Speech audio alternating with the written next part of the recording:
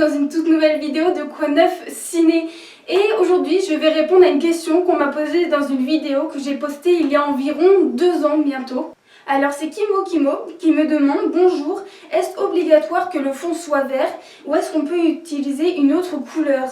Il faut savoir tout d'abord que la version Filmora que j'avais utilisée il y a maintenant bientôt 2 ans, on ne peut pas changer un fond de couleur autre que du vert.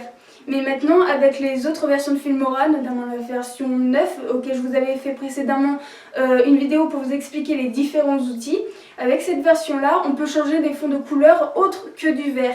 Donc aujourd'hui, je vais vous expliquer comment on change ça. C'est parti!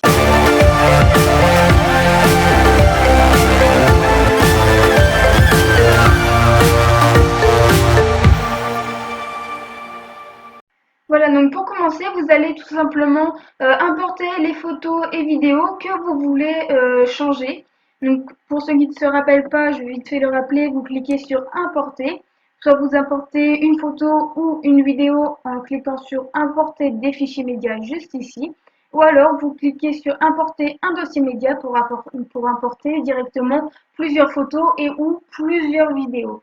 Donc moi j'ai déjà importé une photo. Donc une photo avec le fond vert, pour ceux qui ne se rappellent pas, c'est la photo que j'avais utilisée pour faire l'exemple dans ma vidéo qui a maintenant bientôt 2 ans. Et j'ai importé 2 autres photos différentes. Donc il faut savoir que cette opération-là, vous pouvez la faire avec même des vidéos. Donc on va commencer par positionner la photo avec le fond vert. Donc on va la positionner sur la deuxième ligne. Alors pourquoi la deuxième ligne? Tout simplement parce que sur la première ligne, on va venir mettre la photo ou la vidéo qui va se mettre à la place du fond vert. Donc une fois que vous avez positionné votre photo ou votre vidéo sur la deuxième ligne, vous allez venir faire clic droit dessus et vous allez cliquer sur écran vert juste ici en bas. Ça va vous ouvrir cette page-là. Donc vous voyez que automatiquement le fond vert ici, il s'est mis en gris. Donc c'est parce qu'il y a déjà juste là une couleur qui est déjà sélectionnée. Et cette couleur, vous pouvez la changer en cliquant sur le petit curseur juste ici. Donc vous avez tout un choix différent. Donc en fonction de si votre couleur est violette, on va dire bleu ou même bleu comme ça. Vous avez vraiment de tout. Et donc vous voyez au fur et à mesure que la couleur sur l'image change. Si il n'y a pas la couleur que vous voulez changer, vous cliquez tout simplement sur More en bas. Et là, vous avez un plus grand choix de couleurs. Vous pouvez notamment aussi choisir grâce à un curseur précisément quelle couleur vous voulez et vous pouvez nuancer ici si vous voulez foncé ou pas. Donc nous, on va prendre cette couleur-là et vous cliquez sur OK pour valider.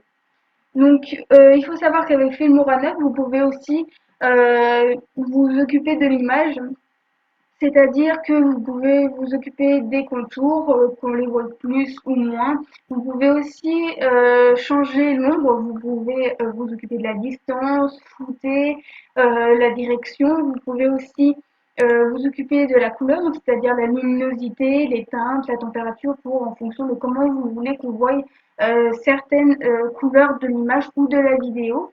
Et vous pouvez aussi vous occuper du mouvement, c'est-à-dire de la transition. Une fois que vous avez choisi tout ça, vous allez cliquer sur OK.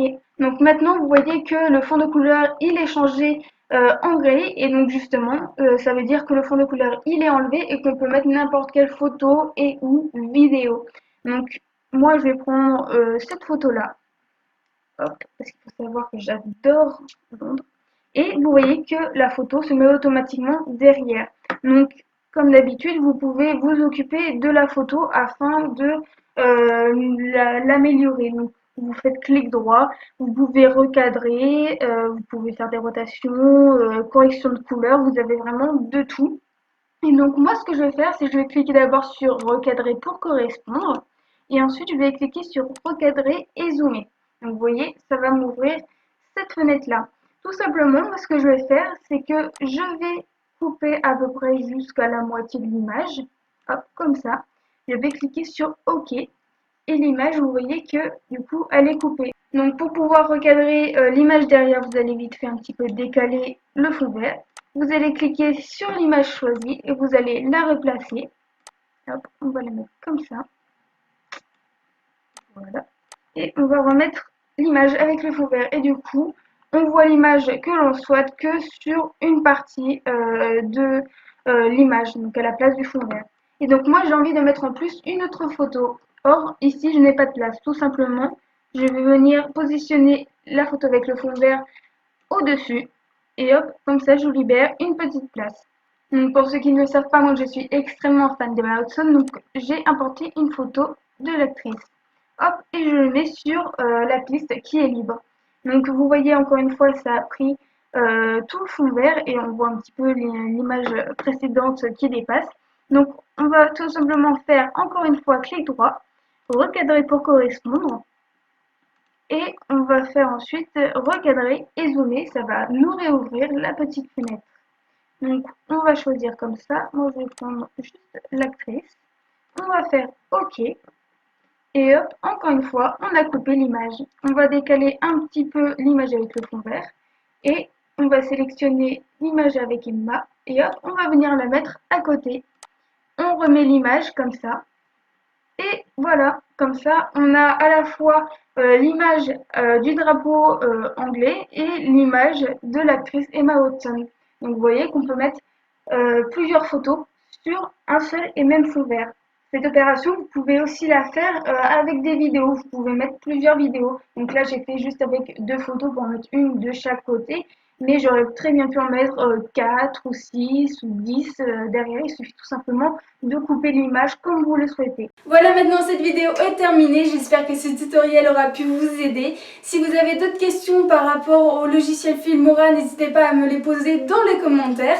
N'hésitez pas aussi à me proposer des idées de vidéos que vous aimeriez que je fasse. Si vous avez aimé cette vidéo, n'hésitez pas à mettre un max de pouces bleus, voire même à la partager. Et si ce n'est pas déjà fait, à vous abonner.